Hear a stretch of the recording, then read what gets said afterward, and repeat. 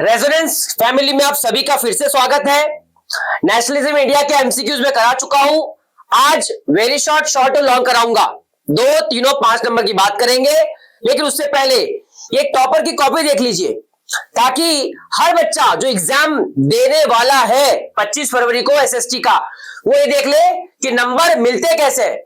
आपकी जो copy check करता है वो आपका पूरा का पूरा कंटेंट बहुत कम देखते हैं। वो एक्चुअली में देखते ये है कि जो मेन वर्ड है, सीबीएसई उनके पास एक पेपर देता है, वो पेपर में से वो वर्ड देखते हैं कि अगर ये वर्ड उसने लिखा हुआ है तो आपको नंबर मिल जाएंगे, अदरवाइज नंबर मिलने के चांसेस कम हो जाएंगे।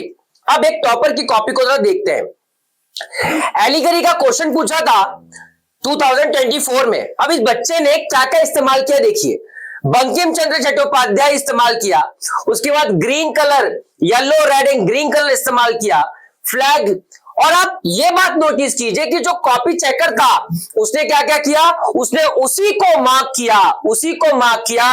ये देखिए process activities along with you, क्योंकि सीबीएसई की कॉपी में ये सब कुछ जो आंसर शीट सीबीएसई वालों ने देके रखी होगी, ये वर्ड्स उसमें होंगे। बस आज हम इसी बात पर चर्चा करने वाले हैं। वेरी शॉर्ट के बहुत सारे कीवर्ड्स आज आपको बताने वाला हूं। शॉर्ट के और लॉन्ग के। आइएगा स्टार्ट करते हैं विदाउट वेस्टिंग एनी टाइम। ध्यान दीजिएगा। सबसे पहला क्वेश्चन है आपके पास बेटा, why was inland immigration act of 1859 troublesome for plantation workers. Assam के लोगों को ब्रिटिशर्स जबरदस्ती टी गार्डन्स लेकर जाते थे आसाम, ठीक है, और आसपास के लोगों को, है ना, ऐसे क्षेत्र में लाते थे जहां पर टी गार्डन्स होते थे। और इन टी गार्डन्स में इन्हें कहीं पर भी बाहर जाने से रोका जाता था। इसी को कहते हैं इनलैंड इमिग्रेशन एक्ट। अगर कोई भी बाहर चला गया तो समझ लीजिए आपने ये कानून तोड़ दिया। अगर आप बाहर चले गए तो आपने कानून तोड़ दिया। तो यही पूछ रहा है कि इस इमिग्रेशन एक्ट में प्रॉब्लम क्या थी। प्रॉब्लम थी कि सब आपको परमिशन नहीं मिलेगी। आपको क्या नहीं मिलेगी? परमिशन नहीं मिलेगी। किसे? आसाम के टी प्लांटर्स को। दूसरी जगह सर एमपी से, राजस्थान से, गुजरात से, तमिलनाडु से, वहां से लोग लाते थे और आसाम में उनसे काम करवाते थे। आपको टी गार्डन छोड़ने की अनुमति नहीं है। यही इनलैंड इमिग्रेशन एक्ट है 1859 का, और लोग इसी से परेशान थे। Next question, why did the non-cooperation movement gradually slowed down in the cities? हम सभी जानते हैं कि नॉन कॉपरेशन मूवमेंट महात्मा गांधी ने 1921 में लॉन्च कर दिया था, ठीक है। अब वो ये पूछ रहा है कि भाई बताइए सिटीज में कमजोर क्यों पड़ गया। तो आप क्या लिख कर आएंगे एग्जाम हॉल में? आप लोग आंसर शीट पे क्या लिखेंगे, क्या कीवर्ड का इस्तेमाल करेंगे? क्यों? क्योंकि खादी बहुत एक्सपेंसिव हो गई थी। पहला वर्ड ये रहा आपका पहला word. No alternative educational institution, जिन बच्चों ने बॉयकॉट किया था स्कूल कि हम लोग स्कूल नहीं जाएंगे, उन लोगों के लिए ब्रिटिश स्कूल के अलावा कोई दूसरा ऑप्शन नहीं था कि अगर हमने ब्रिटिश स्कूल छोड़ भी दिया तो हम इंडियन स्कूल में जा सकते हैं। उनके पास कोई दूसरा ऑप्शन नहीं था, इसलिए उन लोगों ने फिर नॉन कॉपरेशन मूवमेंट का साथ छोड़ दिया और सबने अपने अपने स्कूल, अपने अपने ऑफिसेज और अपने अपने कोर्ट जाना शुरू कर दिया। पहला वर्ड एक्सपेंसिव खादी क्लोथ, कपड़ा बहुत महंगा था। ब्रिटिश कपड़ा सस्ता था और हमारा इंडियन कपड़ा महंगा था। सभी ने जॉब छोड़ दी थी तो सैलरी नहीं आती थी। सैलरी अगर नहीं है तो आप महंगी चीज नहीं खरीद सकते, इसलिए सिटी में ज्यादा दिनों तक नॉन कॉपरेशन मूवमेंट नहीं चल पाया, ठीक है। Lawyers had no other source of income, जो वहां पे लॉयर्स थे उनके पास दूसरा और कोई सोर्स नहीं था पैसा कमाने का, इसलिए नॉन कॉपरेशन मूवमेंट सिटी में क्या हो गया? लोअर डाउन हो गया, स्लो हो गया। थर्ड क्वेश्चन पे आइएगा बेटा, how did the beginning of CDM take place. Question simple सा है। क्वेश्चन में वो केवल इतना पूछ रहा है कि सिविल डिसओबीडियंस मूवमेंट जो 1930 में स्टार्ट हुआ था कैसे स्टार्ट हुआ था? तो 1930 में सबसे पहला वर्ड कीवर्ड है, ये लिख के आना है आपको, ठीक है। दांडी मार्च स्टार्ट किया था महात्मा गांधी ने, या तो इसको दांडी मार्च कह लीजिए मेरा बच्चा, या तो सॉल्ट मार्च कह लीजिए। महात्मा गांधी ने दांडी मार्च शुरू किया, 240 माइल्स चले, 240 माइल्स चले, ठीक है, साबरमती टू दांडी, साबरमती से दांडी तक, ठीक है। थाउजेंड्स पार्टिसिपेटेड, कितने लोगों ने पार्टिसिपेट किया, हजारों ने पार्टिसिपेट किया। स्वराज की डिमांड की गई। स्वराज का मतलब क्या होता है कि हम लोग अपनी खुद की गवर्नमेंट बनाएंगे, स्वराज हमको चाहिए। और वहां पर जाकर क्या बनाया महात्मा गांधी ने, सॉल्ट को मैन्युफैक्चर किया। यहां पर क्वेश्चन का आंसर परफेक्ट हो चुका है, क्योंकि आपने परफेक्ट कीवर्ड्स का इस्तेमाल कर लिया है, जो सुनील सर ने आपको बता दिया है, ठीक है।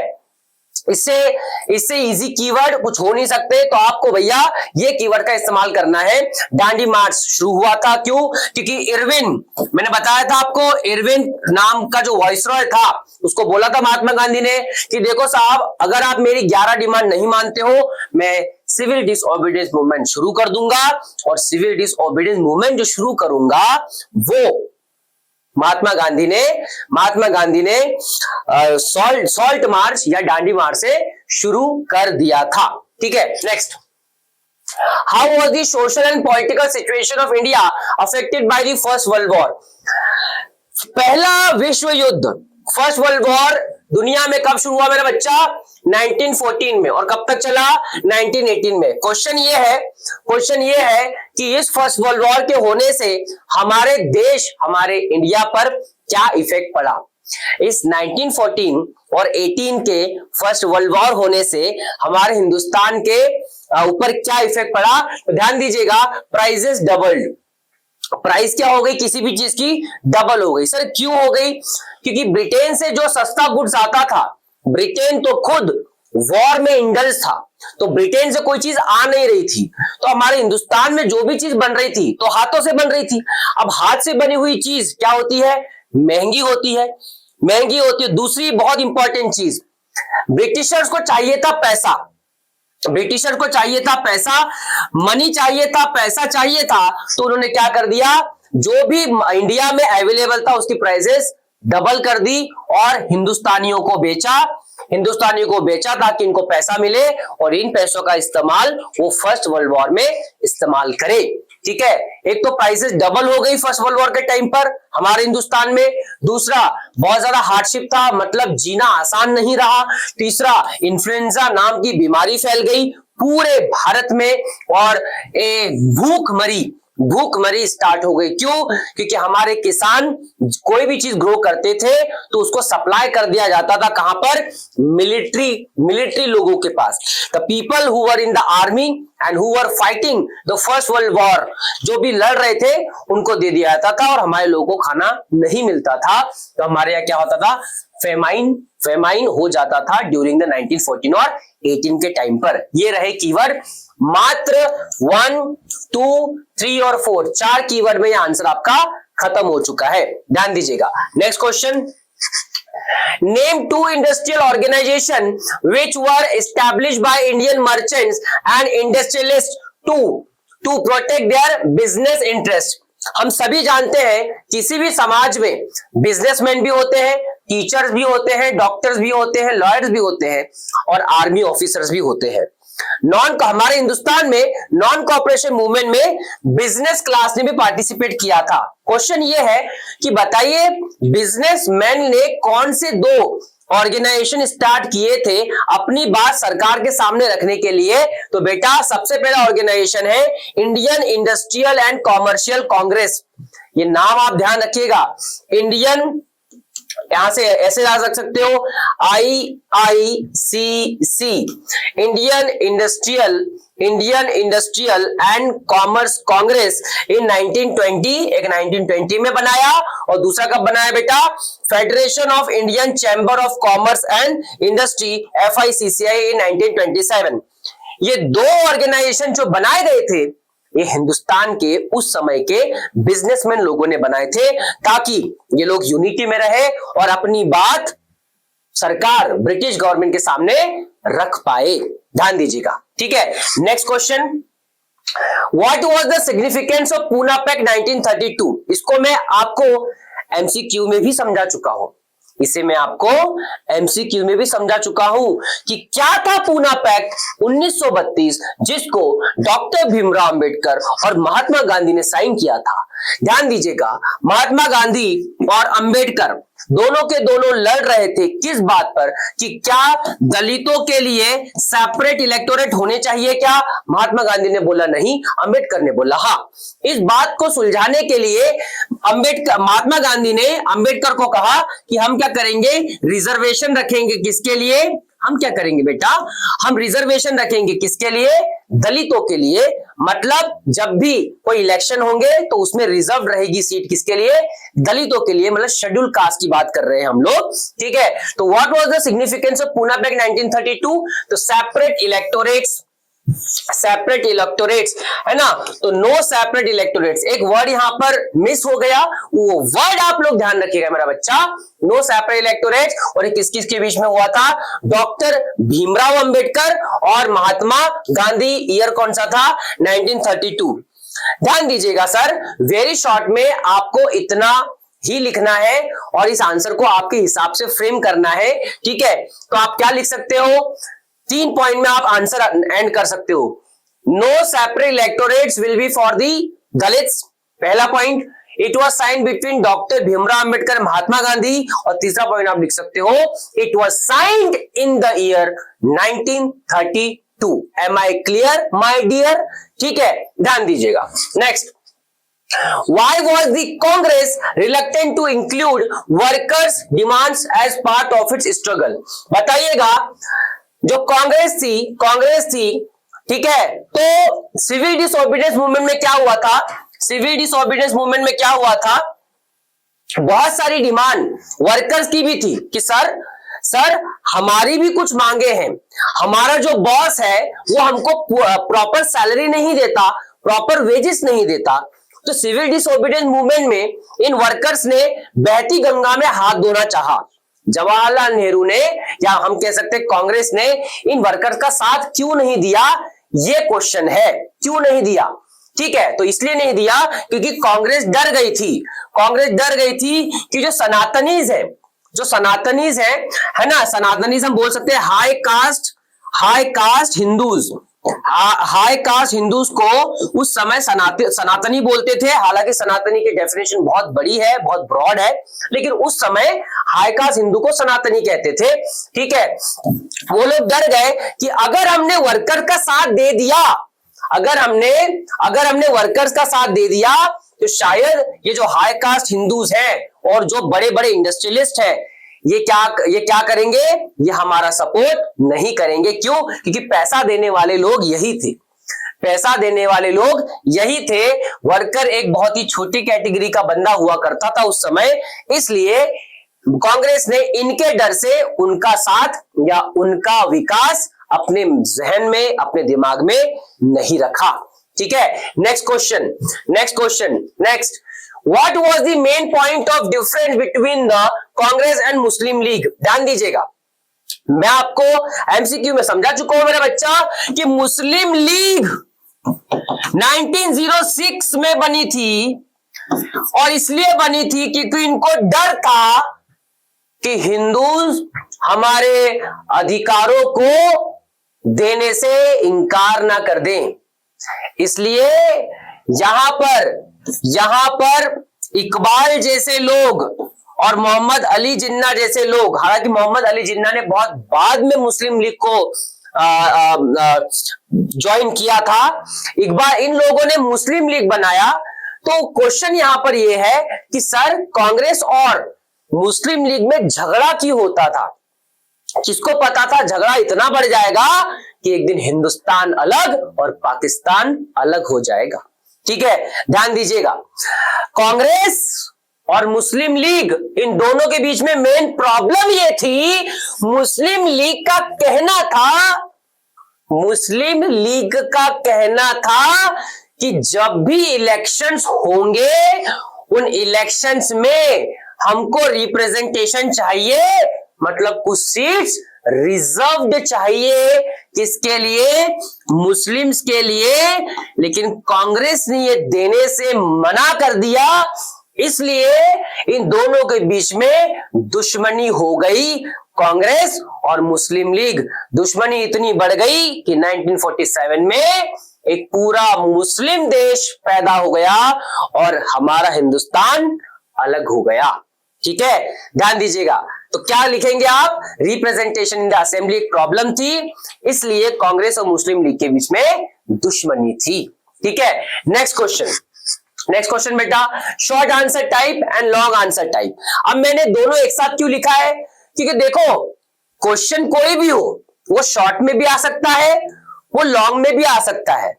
आपको ध्यान रखना है कीवर्ड का, मेरा बच्चा, आपको ध्यान रखना है कीवर्ड का।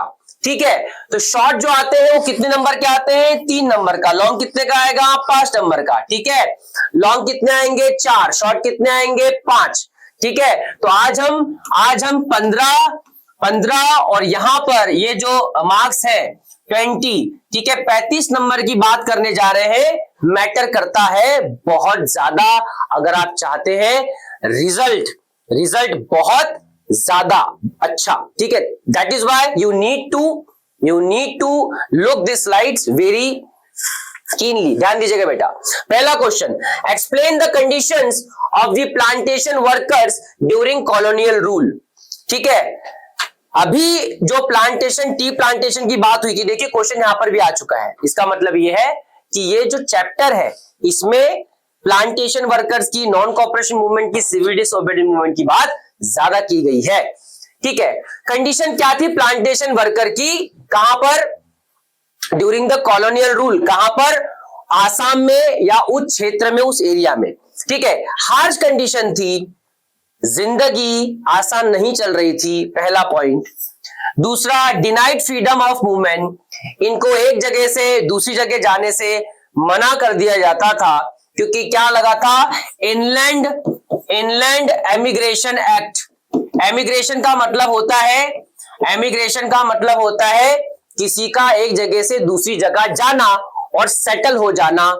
जब भी आसाम के वर्कर्स एक अपने घर जाने की बात करते थे तो वो कहते थे कि सर आपने इमिग्रेशन एक्ट साइन किया हुआ है, आप अपने घर नहीं जा सकते। और ये बात है इनलैंड इमिग्रेशन एक्ट 1859 की। 1859 का ये एक्ट आसाम के लोगों को, जो प्लांटेशन वर्कर थे, उनको एक जगह अपने घर जाने से क्या किया जाता था? मना किया जाता था। ध्यान दीजिएगा, टी गार्डन्स होते थे, टी गार्डन में दुनिया, पूरे भारत से लोग आते थे।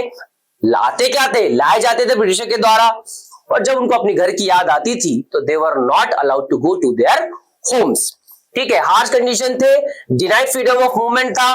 ठीक है, इनलैंड इमिग्रेशन एक्ट 1859 लगा हुआ था, बता दिया मैंने। And they can not leave tea gardens, वो अपने टी गार्डन्स को छोड़ नहीं सकते थे। Next question, Mahatma Gandhi use salt as a powerful symbol. Question ये है, महात्मा गांधी ने सॉल्ट का इस्तेमाल क्यों किया?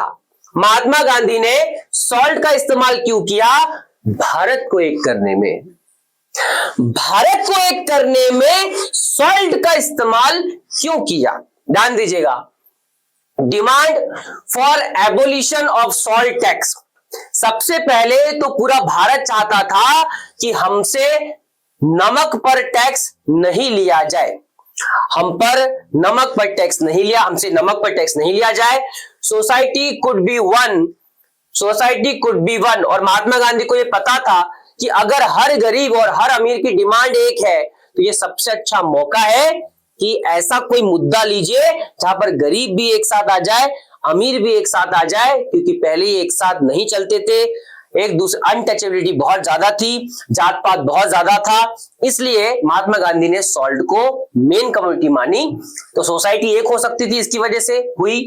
Salt is consume by rich and poor, दोनों के द्वारा कंज्यूम किया जाता है, चाहे वो अंबानी क्यों ना हो या चाहे वो एक गरीब व्यक्ति क्यों ना हो। ठीक है, British government had monopoly on manufactured salt. और अमीर और गरीब का एक क्वेश्चन था ब्रिटिशर से कि सर नमक जैसी चीज को आप क्यों मैन्युफैक्चर कर रहे हो और आप मोनोपोली क्यों कर रहे हो, और आप कौन होते हो उसका प्राइस तय करने वाले? अरे ये देश हमारा है, जमीन हमारी है, ये पानी हमारा है और इस पानी के अंदर का नमक भी हमारा है। Who are you to manufacture the salt? इसलिए क्या किया गया, सॉल्ट को कंसीडर किया गया महात्मा गांधी द्वारा। तो आंसर हमारा क्या हो गया, जस्टिफाई हो गया। ठीक है, ये रहे आपके कीवर्ड्स। अगर नंबर चाहते हो अच्छे तो आप इनको नोट कर लीजिएगा। Next question, what was the Gandhi Irwin pact? ठीक है, अभी गांधी इरविन पैक्ट क्या है?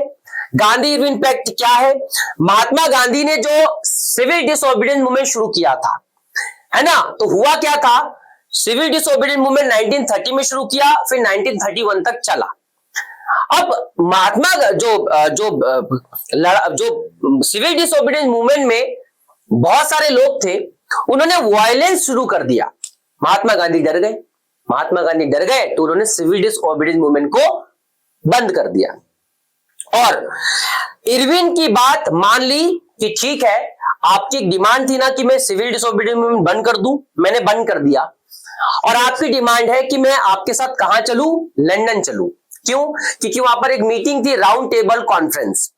राउंड टेबल कॉन्फ्रेंस में ही तय होता था कि हिंदुस्तान में नए कानून कैसे बनाए जाए, लोगों को कौन कौन से अधिकार दिए जाए। तो महात्मा गांधी वहां पर गए और इरविन और महात्मा गांधी के बीच में पैक्ट साइन हुआ जाने से पहले कि ठीक है, मैं लंदन आने को तैयार हूं, लेकिन मेरे जो लीडर्स आपने जेल में बंद कर दिए हैं उनको आपको छोड़ना पड़ेगा, पहले उनको आपको छोड़ना पड़ेगा। यही गांधी इरविन पैक्ट कहलाता है, ध्यान दीजिएगा। सीडीएम है ना, इरविन पैक्ट क्या है, सीडीएम इसका बेस है इस क्वेश्चन का। ठीक है, brutal response by the Britishers ने मारना शुरू कर दिया हमारे हिंदुस्तानियों को, क्योंकि वो सिविल डिसोबीडियंस मूवमेंट को चला रहे थे। अटैक ऑन सत्याग्रहीज, है ना, बता ही दिया मैंने। Women and children were beaten, औरतों को भी मारा गया, बच्चों को भी मारा गया। Women and children were beaten, इसका मतलब यह है कि यहाँ पे ऐसे एक एमसीक्यू निकल रहा है, did women participate in the civil disobedience movement? Yes, और एक दो नहीं, हजारों ने पार्टिसिपेट किया था और ये पहली बार था जब इतनी वुमेन ने किसी मूवमेंट में, हिंदुस्तान के मूवमेंट में पार्टिसिपेट किया था। ठीक है, next, protesters got arrested, arrest कर दिया गया प्रोटेस्टर को। ठीक है, Gandhi ji called off the movement, ये मैं आपको बता चुका हूं, डर गए महात्मा गांधी और उन्होंने कॉल्ड ऑफ कर दिया। फाइनली गांधी इरविन पैक्ट हुआ, गांधी एग्री हो गए जाने के लिए और जो गवर्नमेंट है उन्होंने लीडर्स को जेल से निकाल दिया। ये रहे कीवर्ड्स, स्क्रीनशॉट ले सकते हो। नेक्स्ट क्वेश्चन, ठीक है, why did Gandhi ji relaunch the CDM? Mahatma Gandhi ने पैक्ट साइन किया था इरविन के साथ। किसके साथ? इरविन के साथ। इरविन ने वादा किया था कि आप मेरे जो लीडर्स हैं उनको आप छोड़ दोगे, लेकिन महात्मा गांधी इधर लंदन गए और इधर फिर से उन लोगों को जेल में डाल दिया गया। किसको? लीडर्स को। राउंड टेबल कॉन्फ्रेंस में महात्मा गांधी ने उन 11 डिमांड्स को जब पूरा करना चाहा तो वहां पर उनके साथ धोखा हो गया और राउंड टेबल कॉन्फ्रेंस में उनको इग्नोर कर दिया, साइड कर दिया। महात्मा गांधी गुस्सा हो गए, हिंदुस्तान लौट आए और देखा कि जिन लीडर्स को आजाद किया गया था वो फिर से जेल में है। महात्मा गांधी को गुस्सा आया और उन्होंने सीडीएम फिर से शुरू कर दिया 1932 में। 1932 में, जो कब से कब तक चला? 1932 से 1934। ठीक है, अब ये क्वेश्चन दे रखा है और मान लीजिए आपको शॉर्ट में आ गया 3 points. Round table conference fail, सबसे पहला पॉइंट क्या हो जाएगा? राउंड टेबल कॉन्फ्रेंस फेल हो गया था। ये रीजन है कि महात्मा गांधी ने 1932 में सिविल डिसओबीडियंस मूवमेंट क्यों शुरू किया। Abdul Ghaffar Khan and Jawaharlal Nehru were in jail, बताया मैंने, उनको जेल में डाल दिया। महात्मा गांधी इधर लंदन गए और इधर इनको जेल में डाल दिया। ठीक है, कांग्रेस डिक्लेयर इलीगल, अरे आपने कांग्रेस को ही इलीगल डिक्लेयर कर दिया, मतलब इरविन, अरे जब तू बात कर रहा था तब तो तू दोस्त दिखाई दे रहा था, तू तो हमारा धोखेबाज निकला और तूने पैक्ट जो साइन किया था तुमने तो वो बातें भी इग्नोर कर दी। तो महात्मा गांधी को गुस्सा आया, इसलिए सिविल डिसओबीडियंस मूवमेंट फिर से शुरू किया। ब्रिटिश गवर्नमेंट रिप्रेस्ड मतलब बहुत ज्यादा अत्याचार किया इंडियंस पर, मारा, पीटा, जेल में डाला ब्रिटिशर्स ने किसको? इंडियंस को। इसलिए स्टार्ट किया CDM2। नेक्स्ट क्वेश्चन, ठीक है। Why did the rich peasant take part in the CDM? Any 4 reasons? ठीक है, क्वेश्चन बहुत अच्छा है। मैं आप सभी को बताना चाहूंगा कि सिविल डिसओबीडिएंट मूवमेंट में सभी ने पार्टिसिपेट किया था, किसको छोड़कर? दलितों को छोड़कर। दलित ने पार्टिसिपेट नहीं किया था। सर क्यों नहीं किया था? इस क्वेश्चन पे आने से पहले ये देख लीजिए, सर क्यों नहीं किया था? क्योंकि ब्रिटिशर्स ने इनको राइट दिए थे कि भाई इनके साथ कोई भी अनटचेबिलिटी का व्यवहार नहीं करेगा, अनटचेबिलिटी का व्यवहार नहीं करेगा। दूसरा इनको लेजिस्लेटिव असेंबली में जाने का अधिकार था, इनको लेजिस्लेटिव असेंबली में जाने का अधिकार दे दिया। इसका मतलब यह है कि ब्रिटिशर्स ने वो अधिकार दिए जो हिंदुस्तान के लीडर्स नहीं दे पाए। ब्रिटिशर्स इन दलितों का दिल जीत गए और फाइनली उन लोगों ने किसी मूवमेंट में ज्यादा पार्टिसिपेट नहीं किया। क्वेश्चन यहां पर यह है कि सर रिच पीजेंट्स ने सीडीएम में क्यों पार्टिसिपेट किया था? ठीक है, ध्यान दीजिएगा। 2 कम्युनिटीज ने, पीजेंट्स के जो मेन रिच पीजेंट होते थे वो जाट होते थे और पाटीदार होते थे। तो 2 मेन इन एरिया के कम्युनिटी के लोगों ने पार्टिसिपेट किया था। क्यों किया था? पहले तो ब्रिटिशर से गुस्सा थे क्योंकि क्रॉप्स के प्राइस एकदम डाउन हो गए थे और वो भी कमर्शियल क्रॉप्स के। किसके बच्चा? कमर्शियल क्रॉप्स के प्राइसेस डाउन हो गए थे। मतलब इतनी मेहनत से किसान चीजें उगा रहा है और 50 रुपए की चीज 10 रुपए में बेच रहा है। हाँ या ना? तो गुस्सा हो गए तो हम सीडीएम में ज्वाइन हो जाते हैं, फिर हमारी डिमांड मान ली जाएगी। पहला पॉइंट, नो मनी टू पे रिवेन्यू। ठीक है, सॉरी ये स्पेलिंग थोड़ी देख लीजिएगा बच्चा, रिवेन्यू है ये, रिवेन्यू मतलब टैक्स। एक तो आपने हमारे क्रॉप्स का जो प्राइस है वो घटा दिया और दूसरा आप हमसे टैक्स मांगने आ रहे हो। You should feel shame Britishers. आपने एक तो प्राइस घटा दिया और दूसरा टैक्स मांगने आ रहे हो, तो इसलिए भी सीडीएम में ज्वाइन हुआ। Government denied deduction reducing revenue, और गवर्नमेंट ने टैक्स को कम करने से भी मना कर दिया। जैसे आज बजट आया है ना, निर्मला सीतारमन मैडम ने आज she presented the budget today. Many of the people who are in different sectors, they are not happy with the decisions, है ना। फार्मर्स को नुकसान हो सकता है या बिजनेसमैन को हो सकता है ना।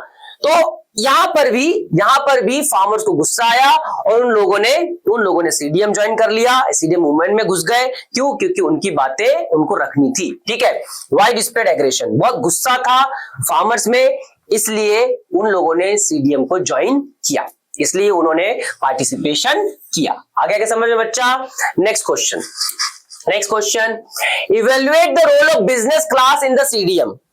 अभी हमने पीजेंट्स की बात की, अब हम बात करेंगे कि बिजनेस क्लास ने सीडीएम में पार्टिसिपेट क्यों किया। ठीक है, पहला, wanted to end policies of Britishers.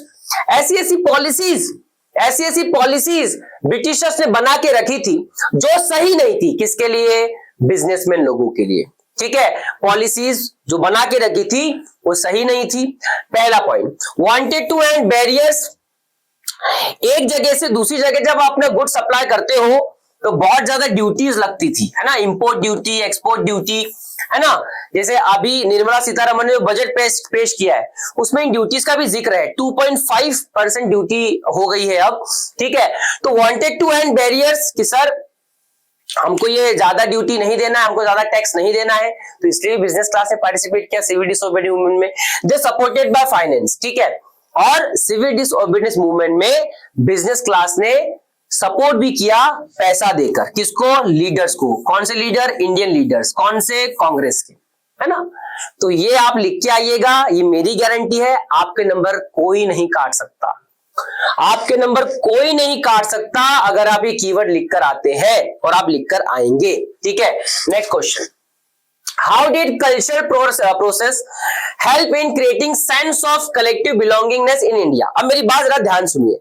मैंने आपको जब नेशनलिज्म इन यूरोप पढ़ाया था तो मैंने आपको पढ़ाया था एक चीज होती है रोमांटिसिज्म। रोमांटिसिज्म का मतलब होता है कि आप देश के लोगों को नेशनल सॉन्ग गाकर, नेशनल एंथम गाकर फ्लैग्स दिखाकर, पिक्चर बनाकर, इमेज बनाकर मोटिवेट करते हैं। यहां पर भी वही हुआ। यहां पर पूछ रहे हैं ऐसी कौन सी चीजें थी जिससे लोगों को मोटिवेट किया गया। ठीक है, तो सबसे पहले तो इमेज ऑफ भारत माता, ठीक है, ये दो लोगों ने बनाई थी। एक बनाई थी सबसे पहले बंकिम चंद्र चट्टोपाध्याय ने, और दूसरी बनाई थी अवनींद्रनाथ टैगोर ने। अवनींद्रनाथ टैगोर ने वो बनाई थी जो बहुत फेमस हुई, और अगर फर्स्ट की बात आए तो बंकिम चंद्र चट्टोपाध्याय ने बनाई थी। नेशनल सॉन्ग वंदे मातरम गाया गया, लोगों में जोश जगा और लोगों ने देश को आजाद कर दिया। ठीक है, फोकलोर्स, फोकलोर्स का मतलब क्या होता है? लोगों ने अपने हिंदुस्तान के लोगों को याद दिलाया कि देखिए हमारा जो पुराना कल्चर था कैसा था। लोक संगीत, लोक गीत, है ना, फोक डांसेस, फोक सॉन्ग्स, जो देसी बोलते हैं जिसको, देसी गीत, देसी संगीत, है ना, जो उस देश की पहचान है। ठीक है, वो गाना शुरू किया तो लोगों को अपना हिस्ट्री याद आया कि यार हम तो ऐसे थे, है ना, हम सब एक हैं। ठीक है, यूनिटी बढ़ी। ठीक है, और उससे बहुत ज्यादा फायदा हुआ फ्यूचर में। 1947 एक रिजल्ट आया आजादी के रूप में। स्वराज फ्लैग बनाया। स्वराज फ्लैग में क्या होता था? एक चरखा होता था। ये महात्मा गांधी का फ्लैग था, महात्मा गांधी ने इसको डिजाइन किया था। और जो स्वराज में चरखा बना होता था वो किसको रिप्रेजेंट करता था? सेल्फ हेल्प को। ये एमसीक्यू में आ सकता है ना। वो किसको रिप्रेजेंट करता था? सेल्फ हेल्प को। और इंडिया के पास्ट को याद करवाया गया कि यार तुम हद लोग हो, हद लोग हो, मतलब कि यार महाराणा प्रताप जैसे, शिवाजी जैसे और चंद्रगुप्त मौर्य जैसे लोग आपके देश में होकर गए। आप ऐसे लोगों की संतानें हो और इन मुट्ठी भर ब्रिटिशर्स को आप नहीं मार पा रहे हो, आप भगा नहीं पा रहे हो, आप यूनाइट नहीं कर पा रहे हो अपने आप को। समझ में आ रहा है कुछ? इंडिया का पास्ट याद दिलाया गया। तो ये सारी चीजें हैं कि सेंस ऑफ कलेक्टिव बिलोंगिंग आ गई से लोगों में। ठीक है, next explain the steps taken by the Indians for the reinterpretation of the Indian history. वो क्वेश्चन कर रहा है कि कैसे लोगों को उनका इतिहास याद दिलाया गया। तो क्या क्या किया देखते हैं। Achievements of Indians in the past. Sir हमारे यहां चरक जैसे ऋषि होकर गए, हमारे यहां पतंजलि जैसे ऋषि होकर गए, हमारे यहां अंगिरा ऋषि होकर गए जिन्होंने अथर्ववेद का क्रिएशन किया। हमारे यहां महाभारत में भीम होकर गया। इसका मतलब यह है कि सर मैथ्स में हम जीनियस, साइंस में हम जीनियस, हेल्थ में हम जीनियस, वेल्थ में हम जीनियस। ये ब्रिटिशर्स कौन है? याद दिलाया गया, मोटिवेट किया गया। ठीक है, आर्ट्स, साइंस, मैथ्स, ठीक है, रिमाइंड किया, कराया गया लोगों को। ठीक है, कि भाई तुम लोग कोई छोटे मोटे लोग नहीं हो, तुम हिंदुस्तान के लोग हो। और हिंदुस्तान वो देश है जो साइंस देकर बैठा है दुनिया को, मैथ्स देकर बैठा है, आई मीन टू से जीरो देकर बैठा है आर्यभट्ट। ठीक है, सेंस ऑफ सेल्फ कॉन्फिडेंस कि अपने आप पे विश्वास करो, नेशन प्राइड, अपने देश पे प्राइड करो और देशभक्ति की भावना रखो। ठीक है, मतलब यार देखो मेरा सिंपल सा है, दिन कम बचे, ठीक है, और मुझे करवाना है स्मार्ट स्ट्रेटजी। ये तभी पॉसिबल है कि लंबे लंबे आंसर्स का रिवीजन मैं नहीं करवा सकता। सिंपल सा फैक्ट है, आप ये कीवर्ड लेके जाइए, कीवर्ड लेके जाइए, कीवर्ड को रटिए, ठीक है, याद कीजिए और वहां पर अच्छे से आंसर फ्रेम कीजिए। सर कोई नंबर नहीं काट पाएगा, that's my guarantee to you. ठीक है, ध्यान दीजिएगा। तो what I wanted to convey, simple सी बात है सर, कीवर्ड ही वो वर्ड है जो आपके नंबर बढ़ा सकता है। कुछ भी लिख के अगर आ जाएंगे तो the person who checking your copy is not going to check the copy. क्यों? एक कॉपी चेक करने का उसको पैसा कोई 15,000 या 20,000 थोड़ी मिल रहा है, बहुत कम पैसे मिलते हैं उसको। तो why he will waste time? उसको तो एक अच्छी कॉपी चाहिए कि भैया ये वर्ड है, वो कॉपी चेक कर देगा आपकी, वो आपको नंबर दे देगा और फटाफट कॉपी चेक करके चला जाएगा अपने घर। ये सुनो, थोड़ी साइकोलॉजी भी समझिए उसकी, उस बंदे की। ठीक है, तो ध्यान दीजिएगा। ये द रेजोनेंस के सबसे बेस्ट रिजल्ट्स हैं, सिटी का topper in both JEE and NET. ठीक है, तो ये थोड़ा ध्यान दीजिएगा। और आज नेशनलिज्म इंडिया है ना, खत्म कीजिएगा अपने घर पर। ठीक है, इसको बार बार रिवाइज कर। नेक्स्ट चैप्टर बहुत ही जल्दी लाऊंगा, MCQs. Very short, short and long, ठीक है। सेक्टर्स ऑफ द इकोनॉमी हम करेंगे नेक्स्ट चैप्टर में, इकोनॉमिक्स का चैप्टर बचा हुआ है ना, और बहुत स्पीड में भागूंगा, ठीक है। तब तक पढ़ाई कीजिए, अपने मम्मी पापा को प्राइड फील करवाइए रिजल्ट से, और अपने हेल्थ का जरूर ध्यान रखिए। ऐसी वैसी चीजें है ना, बाहर जाके मैकडोनल्ड्स का सारी चीजें नहीं खाना है, अपना ध्यान रखिए please, and keep studying till you achieve your aim. बहुत बहुत शुक्रिया आप सभी का, जय हिंद।